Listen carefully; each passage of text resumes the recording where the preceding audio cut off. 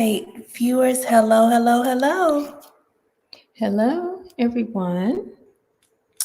All right, viewers, I need your help. I need your assistance. Ishonda and I, we're going live alone in the studio today. So I need you all to get in the chat and let us know if you can hear and see us okay. If you can put yes, thumbs up, whatever the case may be, let us know that you can hear and see us okay.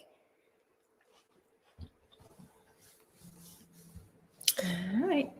Also, while you all are doing that, I need you all to share and tag um, any family caregivers that you may know so they can get in the room. I went ahead and tagged some individuals, so go ahead and tag some family caregivers that you may know.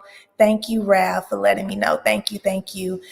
Tag them and let them know to get in the room because listen, here on the Green Table live talk show, that's what we do. We give away resources, we give away tools, we let you know the ins and out of senior care. And so we want everyone to be in the room.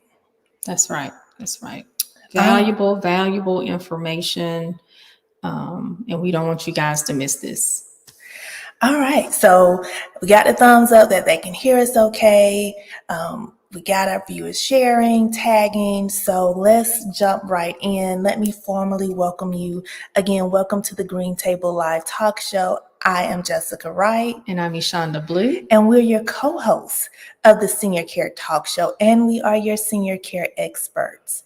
So listen, why are we here every Monday? We're here every Monday at 6 p.m. because we are, again, your senior care experts, and we want to give you the ins and outs, the do's and don'ts. We want to help you navigate coming into the senior care industry and being able to find the resources that is eligible, that your loved one is eligible to receive, and know how to get the resources and be able to make the right decisions, timely, make cost-effective decisions in the senior care industry. And so that's what we're here to do. That's right. Now, Ishonda, as you can see, we have viewers coming in. Can you tell them a little bit about who we are? Yes, just a little bit about us. We are registered nurses. We have been in the senior care industry combined over 40 plus years of experience. We like to call this, we don't just call it, it's our calling, it's our ministry. This is what we do. We are passionate about seniors. We started our own company in 2007, Innovative Senior Solutions. We do all things, and we have done all things: senior care, home care, adult daycare, personal care homes, transportation, family caregiving, you name it, we've done it.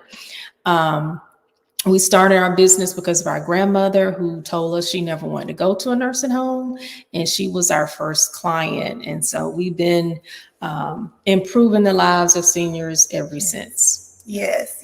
And so we love what we do, and we know that this is going to touch every single household. And so we have a mandate to sound the alarm and to let individuals know about the resources, how you can navigate in this maze called senior care and get the value, get the service you need to take care of your loved one. And so that's what we do here at the Green Table. And so we're going to jump right in.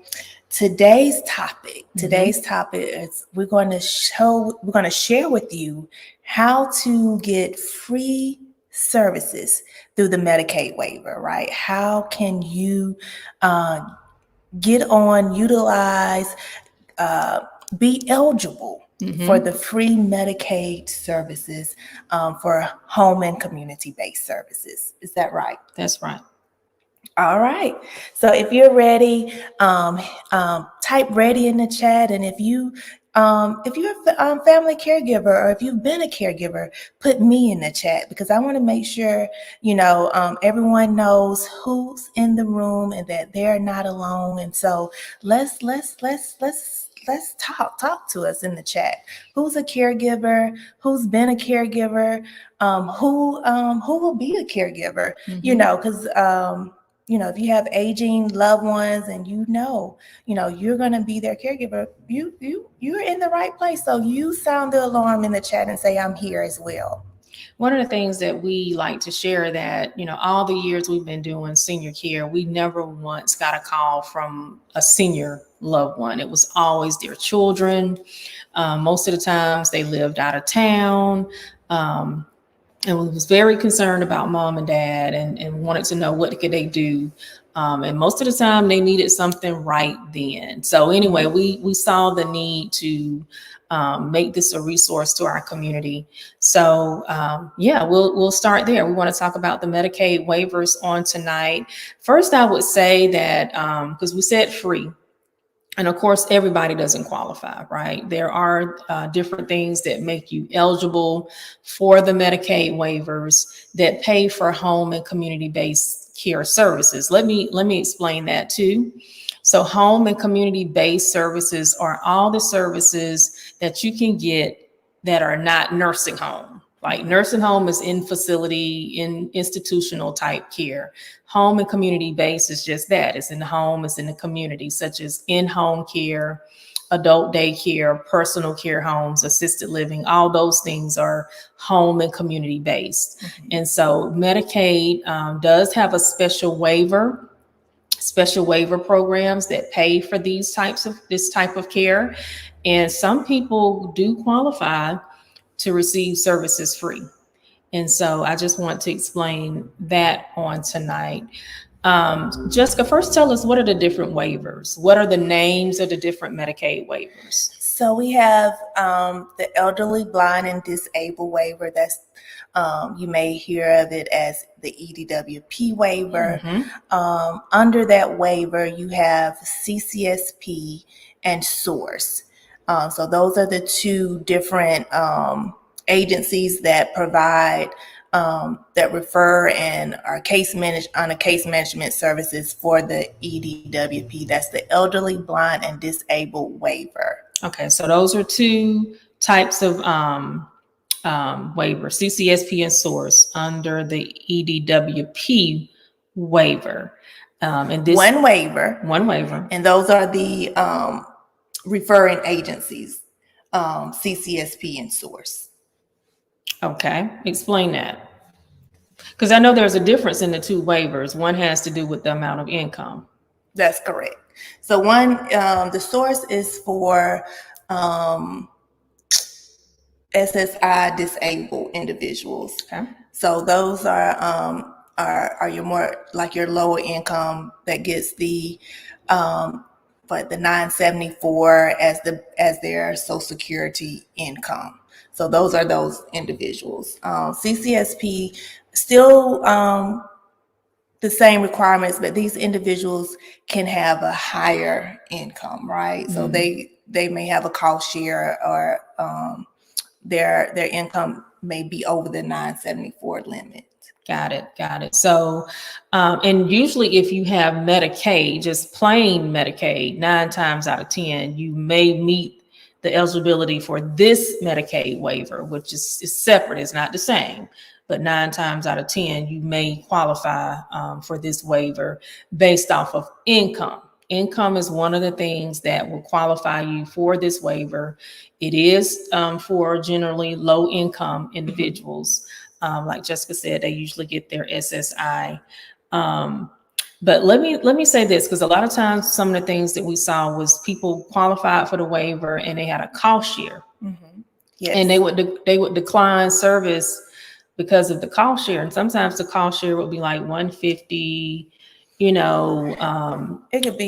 can range from $10 up to probably $2,500. I mean, it just depends on the individual's income. But you're getting $10,000 worth of care a month, right? Yeah. But you refuse the service because of the cost share. So just please, if you have a cost share, please talk to someone about it so you can kind of understand the overall picture there, what you're going to be getting, what valuable care and resources you'll be getting, and you don't want to decline it because of a cost share. Sometimes, now some people, if you have a significant income, they won't qualify anyway. Right. But we That's do correct. see a lot of people who could benefit for services and they decline because of cost share. So anyway, I didn't want to go, that was a rabbit hole. But anyway, I wanted to point that out. So number one, we want to talk about understanding the eligibility criteria for these Medicaid waivers. And there are different types of waivers out there. There's now and comp, there's the, what is it? The ICWP. These are, I know we're saying these acronyms, but these are different types of waivers out there. Now and comp is more for, talk about now and comp.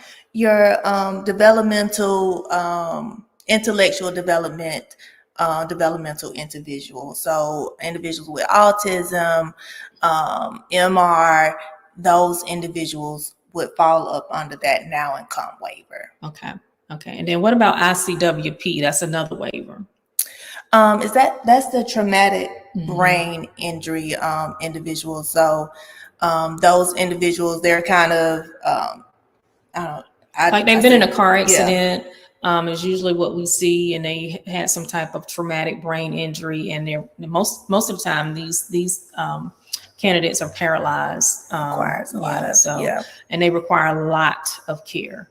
But there's a waiver specifically for that, and it's called ICWP.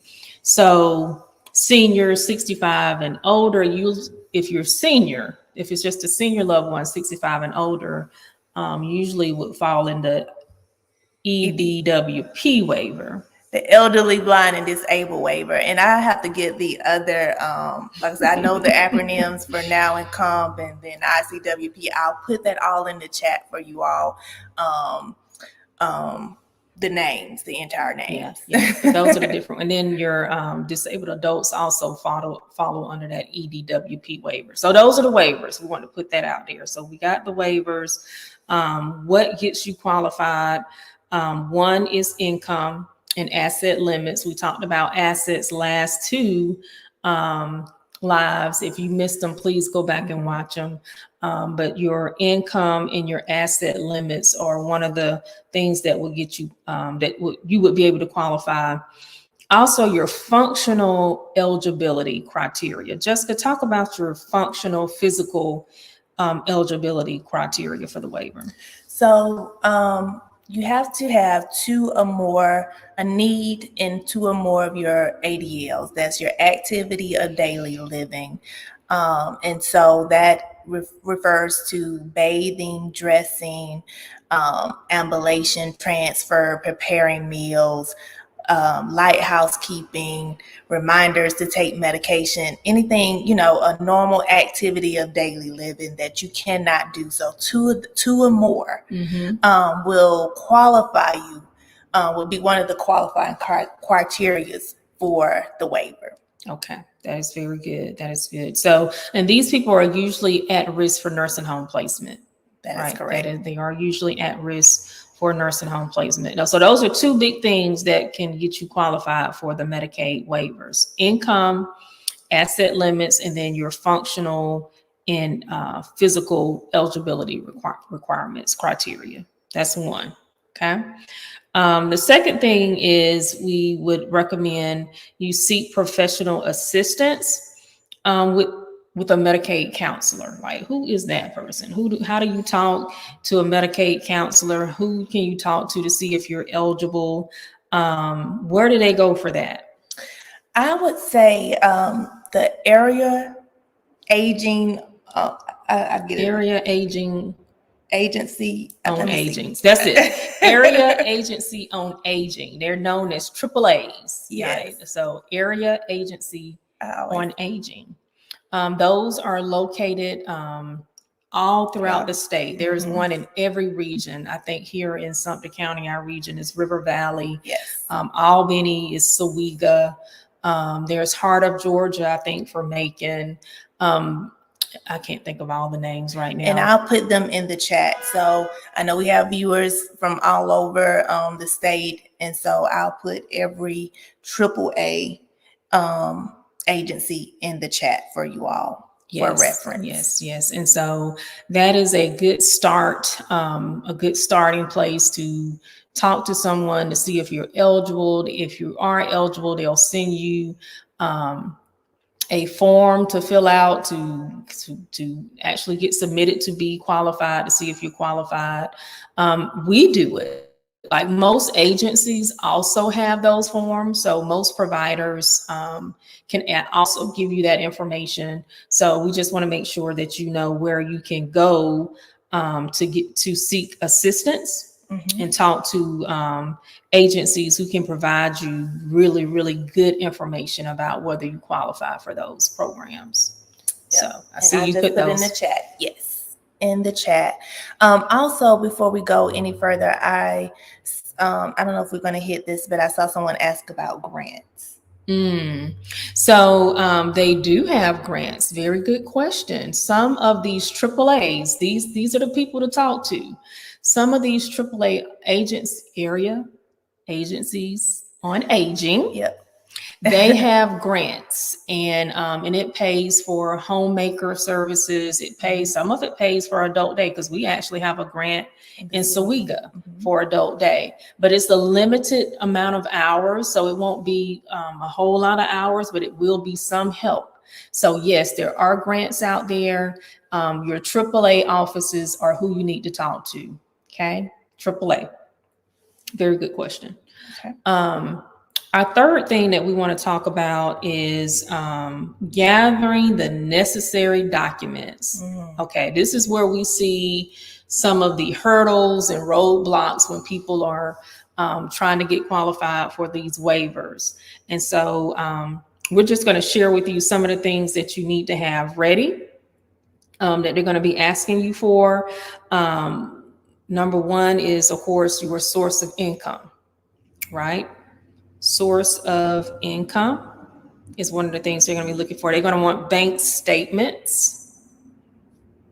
And I know it's interesting too, a lot of times, like when we get calls from a family member, like a family member can be calling, but somebody else have this information, right? So just know that you're going to need this information to see can you get them qualified. So proof of income, they're going to want to see medical records, usually like a HMP, we call it HMP, but a health and history and physical. There we go. And you can usually get that from your physician. But they usually want to see that. They're gonna want your Social Security number and your Medicaid numbers and all this stuff. Diagnosis. A lot of times we find that people don't know the diagnosis. So I just ask them, well, what medicines are they on? Or what are they taking medicines for? Well, they're on a blood pressure pill. They're on a water pill. Well, those are things that can give us what the diagnoses are. So, am I missing something, Jessica? Some of the documentations they need, I know life insurance policies. Can you think of anything else that they need to have ready? No, I think you hit all of the documents. That this is so key, because this can be, this is a bottleneck. This is a deterrence. This will stall out your application from going forward if you don't have these documents. So again, I think you made a great point. Like a lot of individuals that call us, is someone else in the family that holds these documents. And so make sure you have these documents, because again, you will not be able to go forward in the processing of getting eligible to receive these free Medicaid services if you don't have these documents. Yes, that is right. And we usually see it as a big hurdle. Yeah, right. Definitely. It's a big hurdle. And then our last tip on tonight is just staying informed, staying connected.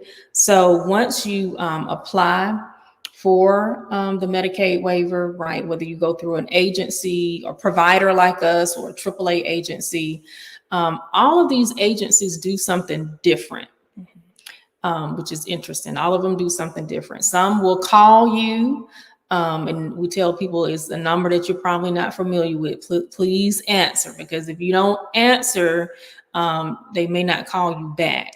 They usually call that one time. So they may call you. Two, we heard from another agency that they no longer call, they mail you. That's right. I was just saying, yes. So you have to be aware of what's their way of communicating with you guys once you start that process. And then you may have to call back and check. As a provider, when we send people in, we usually try to call and check on the status of the referral, but sometimes they say they have to hear from the family member, like they won't even give us that information. They got to hear from you. So you want to stay connected. And a lot of times when we would call, or what we hear is that, they didn't get the information or they missed the call. So you have to kind of be aggressive here, is what I'm saying, and really stay connected to see it all the way through. And it is a bit of a process. It can take 90 days. So it's not a quick turnaround thing. So just want to prepare you for that it is a process. It can take up to 90 days or more. And so just be prepared that it's not quick. It does take time. Yeah, that is key, because I think you said it earlier, when individuals call us, they need help right then, right? They haven't planned, they haven't gone ahead and sought out different resources that could start helping them preparing for this. So they call when they're in a dire need, and then it takes, up to 90 days. And so another thing that I wanted to point out, that I want to make sure that our viewers don't miss, because a lot of individuals say, well, I don't have Medicaid, I have Medicare, I have the blue, red, and white card only. So does that mean I'm not eligible for the home and community-based services? You are still eligible. This is a special Medicaid. We can walk you through this Medicaid process for home and community-based services. So you do not have to already have Medicaid. If you do not have Medicaid at all, we can walk you through, we can help you apply for Medicaid for home and community-based services. So do not, I think it was number one, understanding the eligibility criteria, making sure, your resources, your income.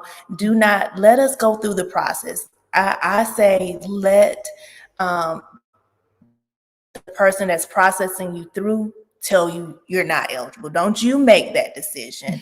Don't you say, well, I make too much, I have too much of this. Let them tell you, because it may be something that they can offset to your spouse. You just never know. And so I want to make sure you don't just count yourself out before going through. That's right. So that's all our tips on tonight. If we can just recap them again, Jessica, I think you just did that.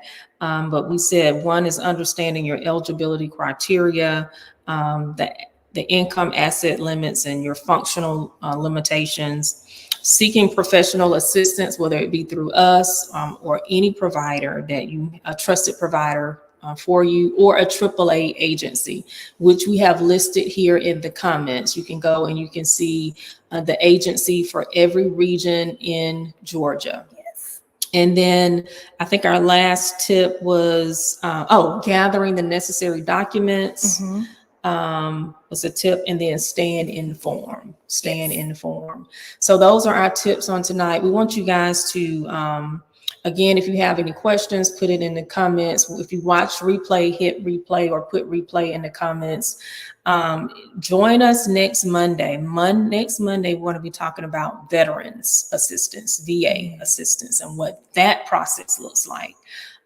So you don't want to miss next Monday either. Okay.